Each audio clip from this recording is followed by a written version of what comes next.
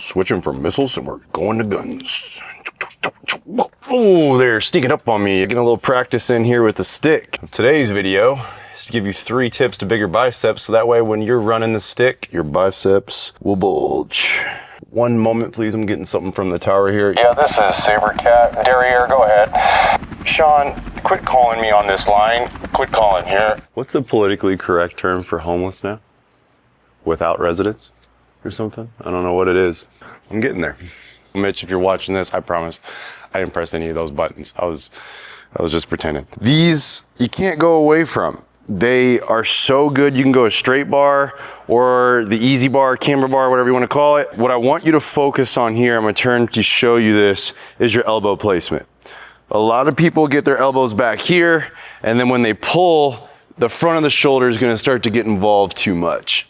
And what I want you to do is force the elbows forward, and then you have to curl from that bicep and try to keep the front of the shoulder out of it as much as you possibly can. At the bottom, I think of pushing my forearms out and away from me. That stretch intensifies, and then I have to squeeze from there. So you're gonna have to check your ego. You're probably not gonna wanna use these Olympic weights that are 100 pounds each. So we're pushing those arms away. Squeeze, squeeze, squeeze, squeeze, squeeze. Control it down. Don't just let the weight fall down. We want time under tension. Work on the way down. Squeeze on the way up. If those elbows come all the way back, it kind of goes to a drag curl, which is nice too. So technically this is a twofer. Next. These are the most humbling / probably most painful bicep exercises there is, in my opinion. I don't want to take credit. I learned these from the Renaissance Periodization channel. Dr. Mike Israel, thank you for that cue. I'm absolutely in love with them because they hurt so good. So what we're actually gonna do is you'll see I'm gonna lay back. I've got my elbows here by my sides to start. And what I'm gonna do is I'm gonna try to keep my elbows close to my body as I let that weight fall all the way to the floor if we got it. And what I like to do is let this pinky side of the dumbbell touch. And now what I want to do without trying to move my shoulders is just squeeze from there. Should have grabbed lighter weights. Control it back down. Oh, buddy. That's fantastic. So we want a strong wrist, all bicep, drive through that pinky, squeeze, force that contraction, control it on the way down. Oh my gosh. That is nice. Wow. Ooh. It's hard to talk during these. And they say, men don't know what giving birth is like. My wife's gonna kill me for that. And squeeze. How many of these are you gonna need? Oh, yeah, we're good.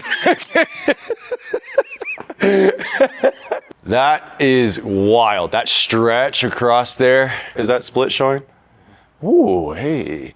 So that bicep is called a bicep because 2 bicep heads. So that's number 2.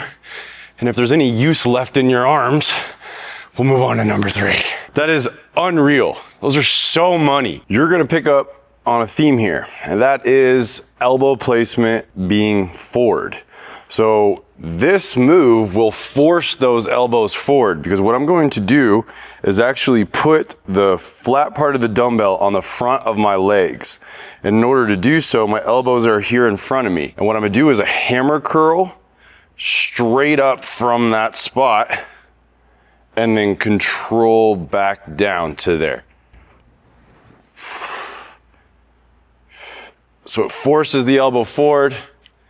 Everything's in that bicep. There's no swing, there's no cheat. The shoulder's not moving. I'm still trying to force my shoulders back and just squeeze as hard as I possibly can as I fight and resist the weight down. You know, I was just thinking as I'm doing number 3 here, that there's a bicep movement that I don't want to neglect.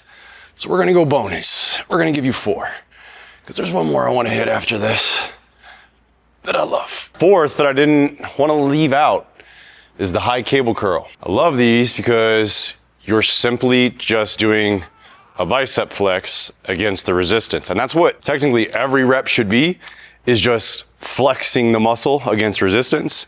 But this one I feel like, because this is like your normal flex movement, is even that easier to like mentally grasp, but that's what you're doing. So we keep that shoulder, elbow, wrist all in plane with the cable. We're not moving inside. Sometimes when I'm helping somebody, whether it's a buddy or client or something, when they're doing these, they'll want to start doing this as they get tired. Rarely they'll go behind plane, but it's mostly inside like this. But I want everything to stay on plane. We keep a strong wrist, means it's not bending back. And we want to just squeeze, flex that bicep, squeeze, squeeze, squeeze. And then on the way out, think of it's like a rubber band that's stretching against resistance. And then I squeeze it back over, not letting that elbow turn in and any of this stuff. All bicep. If you can't maintain the form, use lighter weight.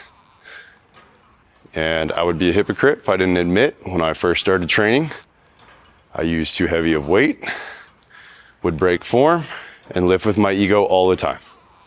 And when I stopped doing that and started prioritizing form and time under tension, and the contraction, the mental connection, that's when the results really started to take off. Let's promote some products. They're all the way over there. Hang on 1 sec, I'll be right back.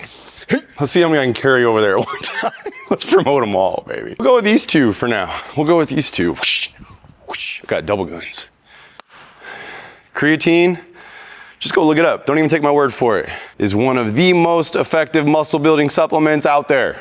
Go check it out, do your research. And then this one is our Max Pre Sour Peach Rings. It tastes just like the candy.